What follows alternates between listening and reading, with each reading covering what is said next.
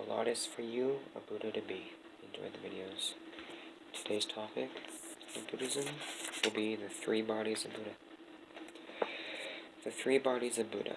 It is natural for human beings to want to personify qualities like love, freedom, and understanding. It was in this spirit that the Buddha came to be represented as having three bodies: Dharmakaya, the sutra, the source of enlightenment and happiness; Sambhogaya, the body bliss or enjoyment; and Nirmanakaya, the historical embodiment of the Buddha. Viewed as one of the many transformation bodies sent forth by the Dharmakaya, Kaya means body. When he was about to pass away, the Buddha told his disciples, "Dear friends, my physical body will not be here tomorrow, but my teaching body, Dharmakaya, will always be with you. Consider it to be the teacher who never leaves you. Be islands unto yourselves, and take refuge in the Dharma. Use the Dharma as your lamp, your island." The Buddha meant that in order to have nirvana available to us in every moment, we have to practice the Dharma, the way of understanding and love. That is the birth of Dharmakaya, the body of the teaching, the body of the way, the source of enlightenment and happiness. The original meaning of the Dharmakaya was quite simple: the way to realize understanding and love. The Dharmakaya is the embodiment of the Dharma, always shining, always enlightening everything. Anything that can bring and help us wake up is a part of the Dharmakaya. Trees, grass, birds, human beings, and so on. When I hear a bird sing, if I return deeply to myself and breathe and smile, that bird reveals the Buddha's Dharma's body. People who are awake can hear the Dharma being preached in a pebble, a bamboo, or cry of a baby. Anything can be the voice of the Dharma if you are awake. Every morning when you open the window and see the light streaming in, know that it too is part of the Dharmakaya. Opening the window, I look out onto the Dharmakaya, and how wondrous is life. Attentive to each moment, my mind is clear like a calm river. The living Dharma is not just a library of sutra books or audio or video cassettes of inspiring Dharma talks. It is mindfulness manifesting in your daily life. When I see you walking mindfully in peace and joy, a deep presence is also awakened in me.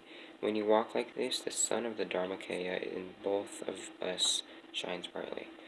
When you take good care of yourselves, your brothers, and your sisters, I recognize that living Dharma. When you are really there, the Dharmakaya is easy to touch.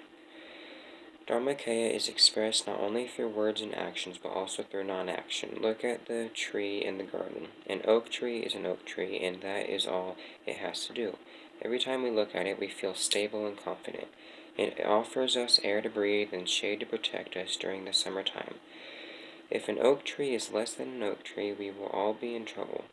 We can learn the Dharma from an oak tree, so we can say that it is part of the Dharmakaya. Each pebble, each leaf, and each flower is preaching the Sandarapudarika Sutra. The Buddha has his Dharma body, and we Buddhas to be must express the Dharma through our own Dharma bodies. When someone says something challenging, if we can smile and return to our breathing, our Dharma will be a living Dharma, and others will be able to touch it. Sometimes through non-action we can help more than if we do a lot. Like a calm person on a small boat during a storm. Just being there, we can change the situation. The Dharma body is the Buddha that is everlasting. Mahayana Buddhists later began to call the Dharmakaya Viryochana, the analogical Buddha, the soul of the Buddha, the spirit of the Buddha, the true Buddha, the ground of all being, the ground of enlightenment.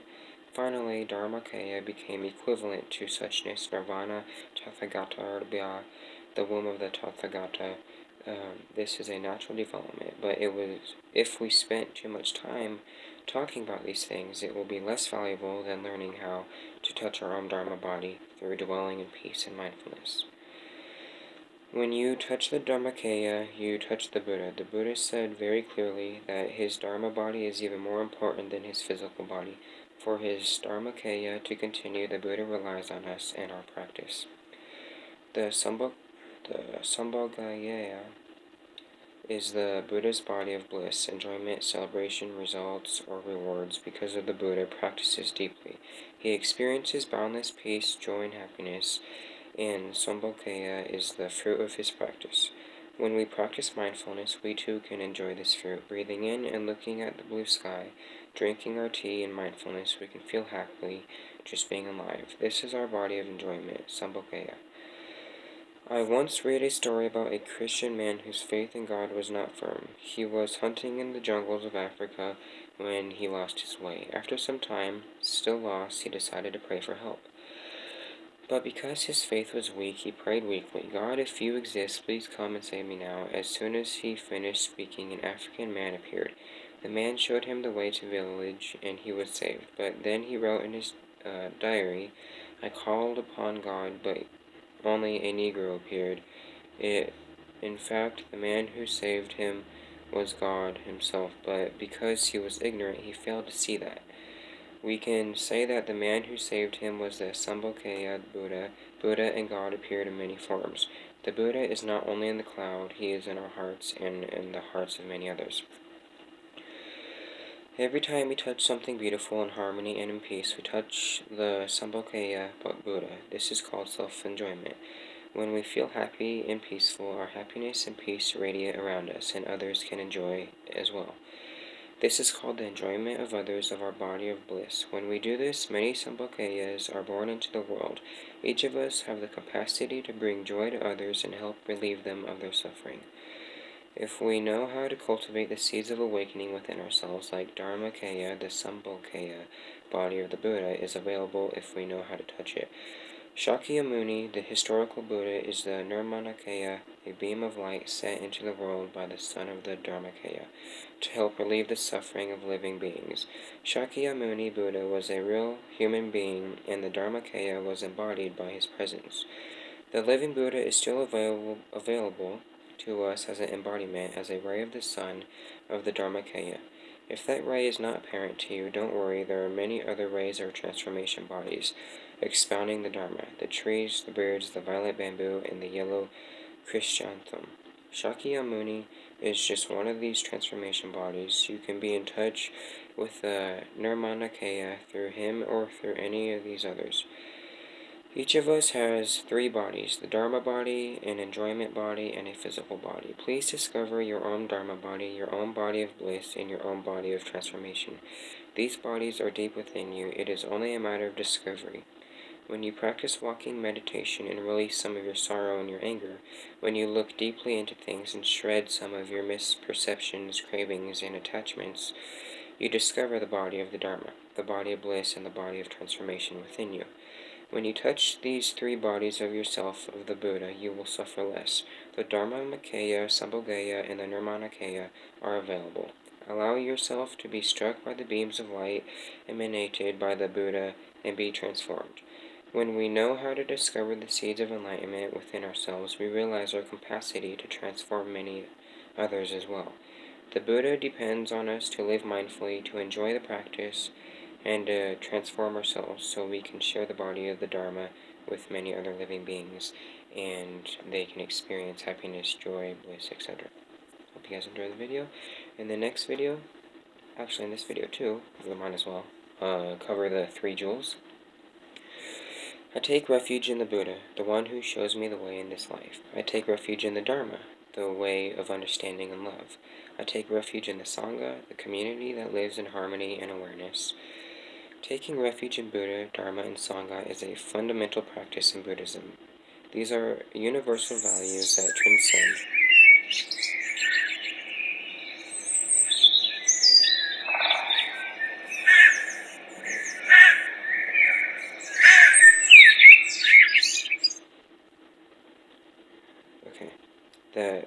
These are universal values that transcend sexual and cultural boundaries. When we were in our mother's womb, we felt secure, protected from heat, cold, hunger, and other difficulties. To seek refuge from Buddha means to look for a place like that is safe, a place we can rely on. Faith, Shraddha, in Buddhism does not mean accepting a theory that we have not personally verified. The Buddha encouraged us to see for ourselves. Taking refuge in the three jewels is not blind faith. It is the fruit of our practice. At first, our Buddha may be a book we read, our Dharma a few of encouraging words we hear, or a Sangha, a community we visited once or twice. But as we continue to practice, the Buddha, the Dharma, and the Sangha reveal themselves to us more fully. Faith is important for all religions. Some people say if believe in God and it turns out that He does not exist, we'll be safe, and if He doesn't, we won't have lost anything.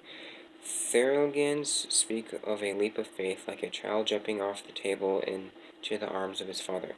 The child is not 100% sure his father will catch him, but he has enough faith to jump.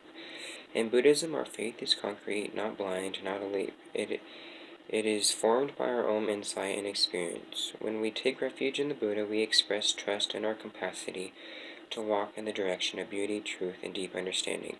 Based on our experience of the efficacy of the practice, when we take refuge in the Dharma, we enter the path of transformation, the path to end suffering. When we take refuge in the Sangha, we focus your energies on building a community that dwells in mindfulness, harmony, and peace. When we touch these three jewels directly and experience their capacity to bring out transformation and peace, our faith is strengthened even further. The three jewels are not notions, they are our life. In Chinese and Vietnamese, practitioners always say, I go back and rely on the Buddha in myself. Adding in myself makes it clear that we ourselves are the Buddha. When we take refuge in Buddha, we must also understand the Buddha takes refuge in me. Without the second part, the first is not complete. There is a verse we can recite when planting trees and other plants. I entrust myself to earth, earth entrusts herself to me. I entrust myself to Buddha, Buddha entrusts herself to me. To plant a seed or a seedling is to entrust it to the earth. The plant will live or die because of the earth, but the earth also entrusts herself to the plant. Each leaf that falls down and decomposes will help the soil be alive. When we take refuge in the Buddha, we entrust ourselves to the soil of understanding, and the Buddha entrusts himself or herself to us from understanding, love, and compassion to be alive in the world. Whenever I hear someone recite, I take refuge in the Buddha, I also hear the Buddha takes refuge in me. Going back, taking refuge in the Buddha in myself, I vow, together with all beings, to realize the great way in order to give rise to the highest mind, Bodhisattva. Going back, taking refuge in the Dharma in myself, I vow together with all beings to realize understanding and wisdom as immense as the ocean. Going back, taking refuge in the Sangha in myself, I vow together with all beings to help build a Sangha without obstacles. During the Buddha's last months, he always taught, take refuge in yourselves, not in anything else. In you are Buddha, Dharma, and Sangha. Don't look for things that are far away. Everything is in your own heart. Be an island unto yourself. Whenever you feel confused, angry, or lost, if you practice mindful breathing and return to your island of self, you will be in a place filled with warm sunlight, cool shade trees, and beautiful birds and flowers. Buddha is our mindfulness, Dharma is our consciousness breathing, Sangha is our five aggregates, which we will go over in the future, working in harmony. If I am ever in an airplane and the pilot announces that the plane is about to crash, I will practice mindful breathing while reciting the three refuges.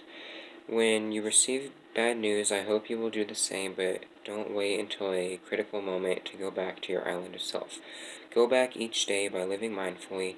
If the practice becomes a habit, when difficulties arise, it will be easy for you to touch the three jewels in yourself. Walking, breathing, sitting, and eating mindfully are all ways to take refuge. This is not blind faith, it is faith based on your real experience. Now we will continue. Alright. Dharma books and tapes are valuable, but the true Dharma is revealed through our life and our practice. Whenever Four Noble Truths and the Noble Eightfold Path are practiced, the living Dharma is there. There are said to be 84,000 Dharma doors. Sitting meditation is one door, and walking meditation is another. To take refuge in the Dharma is to choose the doors that are most appropriate for us. Dharma is great compassion, understanding, and love. To realize these qualities, we need a Sangha. Sangha is the fourfold community of monks, nuns, laymen, and laywomen, as well as the other elements that support our practice. Our cushion, our walking meditation path, the trees, sky, and the flowers. In my country, we say that when a tiger leaves his mountains and goes to the lowlands, he will be caught by humans and killed. When a practitioner leaves her Sangha, she may abandon her practice and die. As a practitioner, practicing with a Sangha is essential. Even if we have a deep appreciation for the practice, it can be difficult to continue without the support of friends. It is well worth investing in a Sangha. If you sow seeds in arid land, few seeds will sprout. But if you select a fertile field and invest your wonderful seeds in it, the harvest will be bountiful. Building a Sangha, supporting a Sangha, being with a Sangha, receiving the support and guidance of a Sangha is a practice. One of many, many reasons that I will become a monk, Buddhist monk in the future. Most likely in Thailand, Canada, or Texas. It's my destiny, and I'll help many others by doing that. But until then, it is better to travel well than to arrive. So I will continue helping others until my future of becoming a monk to continue to do so. We have individual eyes and Sangha eyes. When a Sangha shines in light on our personal views, we see more clearly. In the Sangha, we won't fall into negative habit patterns. Stick to your Sangha, take refuge in the Sangha, and you'll have the wisdom and support you need. When members of a Sangha live in harmony, their Sangha is holy. Don't think that holiness is only for the Pope or the Dalai Lama. His holiness is also within you and within your Sangha. When a community sits, breathes, walks, eats together in mindfulness, holiness is there. When you build a Sangha that has happiness, joy, and peace, you'll see the element of holiness in the Sangha. King Prasenajati, a close friend and disciple of the Buddha, told the Lord, "When I look at the Sangha, I have faith in the Buddha and the Dharma." Looking at the monks and nuns who were calm, peaceful, joyful, and free, who walked, stood, and sat in mindfulness, he saw the Buddha and the Dharma in them. Dharma and Sangha are the doors through which we enter the heart of the Buddha. One day the Buddha went with Ananda to a monastery in Koshala. All the monks had gone out on alms round except one monk who had dysentery. He was lying exhausted, his robes and bedding covered in filth. When the Buddha saw this, he asked, "Where have the other monks gone? Why is no one looking after you?" The unwell monk replied, "Lord, all my brothers and sisters have gone out to alms. At first they looked after me, but when I was getting no better, I told them I would look after myself." The Buddha and Anand bathed the monk, cleaned his room, washed his robe, and gave him fresh robe to wear. When the monks returned, the Buddha said, "Friends, if we do not look after each other, who will look after us? When you look after each other, you are looking after the Tathagata." There are true jewels and jewels that are not authentic. If someone gives spiritual teachings and contradict the three seals of impermanence, non-self, and nirvana. Speaking of non-self, this is a funny joke I heard from Ajahn Braham, this famous monk. He's really funny, wise, etc. But so this monk woke up and said to another monk, "I think I'm enlightened." And the other monk asked why, and the monk said, "Because I don't feel myself today." And in Buddhism, there's non-self and stuff, so I don't know. I thought that was just kind of funny. But yeah, when a community has mindfulness, peace, joy, and liberation, it is a true Sangha. A Sangha that does not practice mindfulness and is not free, peaceful, or joyful cannot be called a true Sangha. The Buddha also can be true or false. In the Diamond Sutra, the Buddha says, "If you look for me in forms and sounds, you will never see the Tathagata." Looking in any of the three jewels, you see that the other two, Buddha, Dharma, and Sangha, are. If you look after the Sangha, you are looking after the Buddha. When your Sangha is happy and advancing in the practice, the holiness of the Sangha increases, and the presence of the true Buddha and the true Dharma become clearer. When you walk in mindfulness, you are taking good care of the Dharma. When you make peace with another member of your Sangha, you are looking after the Buddha. Going into the meditation hall, offering incense, and tidying the altar are not the only ways to look after the Buddha. Taking someone's hand or comforting someone who suffers is also to look after the Buddha. When you touch the true Sangha, you touch the Buddha and the Dharma. The Dharma cannot exist without a Buddha and a Sangha. How could the Dharma exist if there was no practitioners? A Buddha is a Buddha when the Dharma is in him or her. Each jewel contains the other two. When you take refuge in one jewel, you take refuge in all three. This can be realized in every moment of our life. Traditionally, we chant the three jewels 3 times. During the first recitation, we turn in the direction of greater mindfulness, understanding, and love. During the second recitation, we begin to embody the 3 jewels. When we recite the third one, we vow to help others realize the way of understanding, love, and become a source of peace. Our problems today are no longer as simple as those encountered by the Buddha. In the 21st century, we will have to practice meditation collectively, as a family, city, nation, and a community of nations. The Buddha of the 21st century, Maitreya, the Buddha of love, may well be a community rather than an individual. Sangha has the practice. Loving kindness and compassion are the Buddha we need. We can prepare the ground for bringing that Buddha to life for our sake and for the sake of countless others, by transforming our own suffering and cultivating the art of the Sangha building. It is the most important work we can do. Buddha is the teacher showing the way, the perfect awakened one, beautifully seated, peacefully smiling, the living source of understanding and compassion. Dharma is the clear path leading us out of ignorance, bringing us back to an awakened life. Sangha is the beautiful community that practices joy, realizing liberation, bringing peace and happiness to life. I take refuge in the Buddha, the one who shows me the way in this life. I take refuge in the Dharma, the way of understanding and of love. I take refuge in the Sangha and the community that lives in harmony and awareness. Dwelling in the refuge of Buddha, I see clearly the path of light and the beauty in the world. Dwelling in the refuge of Dharma, I learn to open many doors of the path of transformation. Dwelling in the refuge of Sangha, I am supported by the shining light that helps keep my practice free of obstacles. Taking refuge in the Buddha and myself, I aspire to help all people recognize their own awakened nature and realize the mind of love.